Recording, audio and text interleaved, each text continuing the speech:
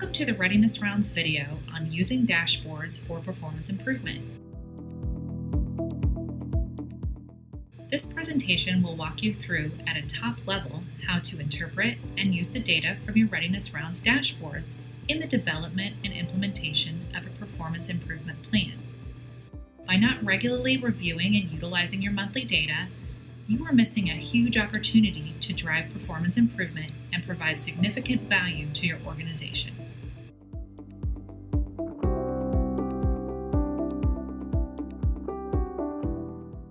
There are 4 steps to using Readiness Rounds dashboards for performance improvement.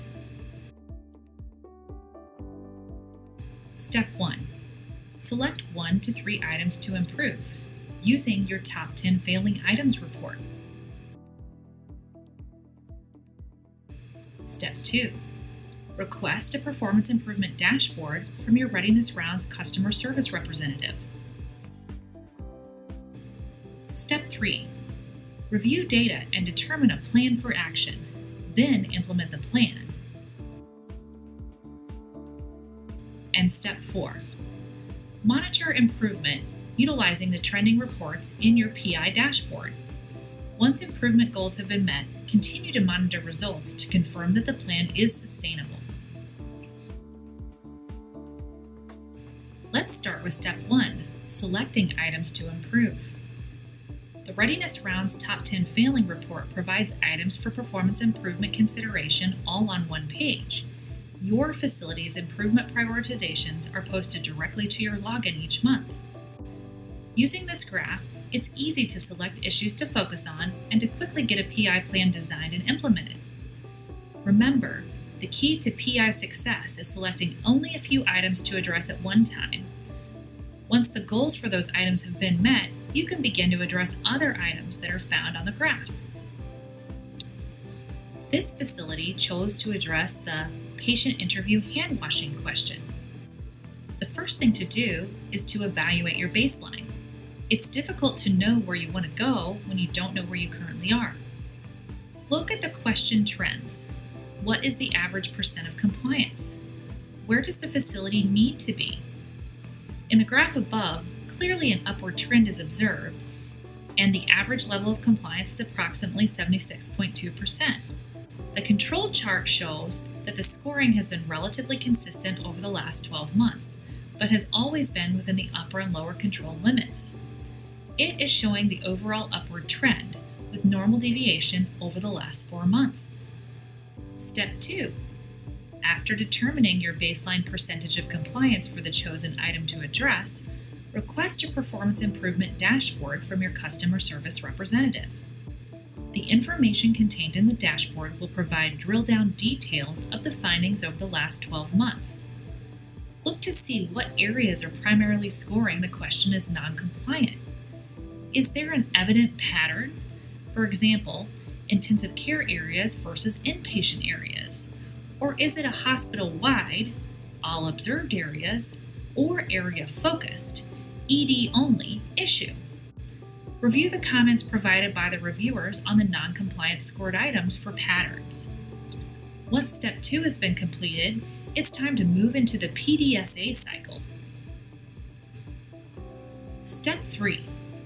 You've reviewed your Top 10 Failing Report, selected the items for performance improvement, and reviewed the details related to the items.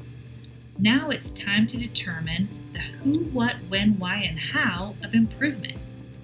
Steps 3 and 4 are where the PDSA cycle, or your facility's approved PI approach, comes in. PDSA stands for Plan, Do, Study, Act. Let's review each of these components in the PI process. P means plan. Planning is probably the most important piece of the PDSA cycle. The time and effort spent in the planning stage will certainly be reflected in the level of success or failure of the PI process. First, determine who needs to be involved. Is there an existing committee, or does one need to be developed? Ideally, a representative from each stakeholder type should be included. Consider nursing, the board of directors, administration, quality, medical records, infection prevention, and patient advocacy. A multidisciplinary approach is always best when implementing change at a high level. This will allow you to communicate changes, follow progress, and to show support through all levels of the organization. For how often should the committee meet? Weekly, monthly, as needed?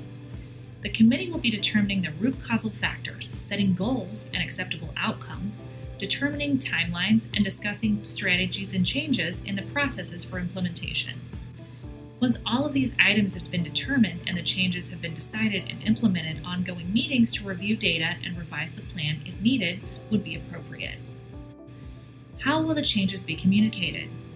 Facility-wide email, unit huddles, staff meetings, and newsletters have all been successfully used to communicate change within an organization. Your facility will have to determine the best way to get the details of the changes across to the staff. It is also imperative that information is provided to the staff about the issues found, why they demand attention, what the expected outcomes will be, and in what timeline should they be met. You will need to be sure that your staff understands the changes and are buying into them, as those are the keys to successful and sustainable improvement. What needs to be changed? What is the facility's current process? Look at the question itself. Is there enough detail to assist the reviewer in knowing where to look, what to look for, and what to measure? When and where?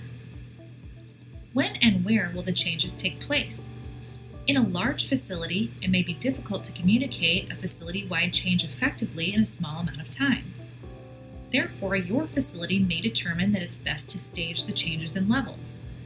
Or, your facility may choose to make changes across the board all at once.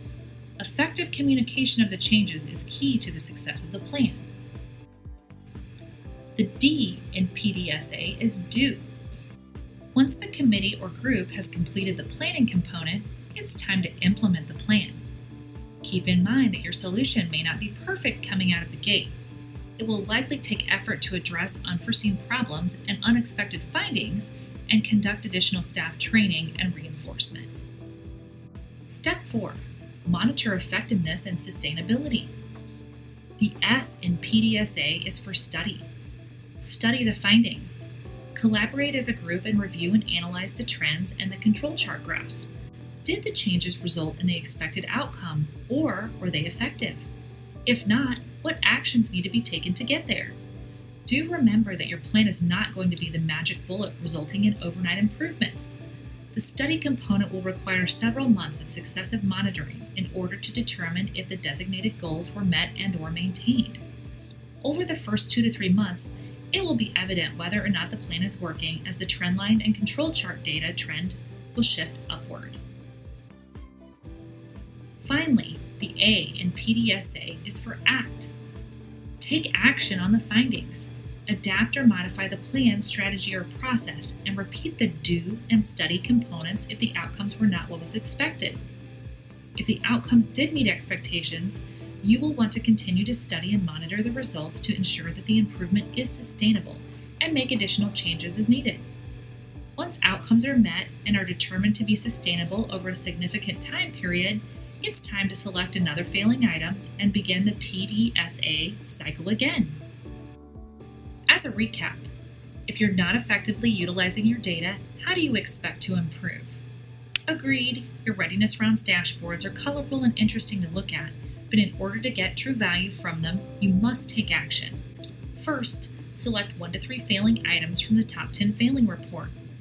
Then, form a PI committee or team to address the selected items. Next, request a PI dashboard from your Readiness Rounds customer service representative and implement your PI process, or PDSA.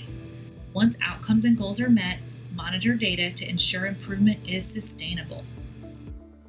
Thank you for taking the time to review this Readiness Rounds video. Please use the opportunity to review other information that may help you to more effectively operate this patient safety, quality of care, and experience improvement process.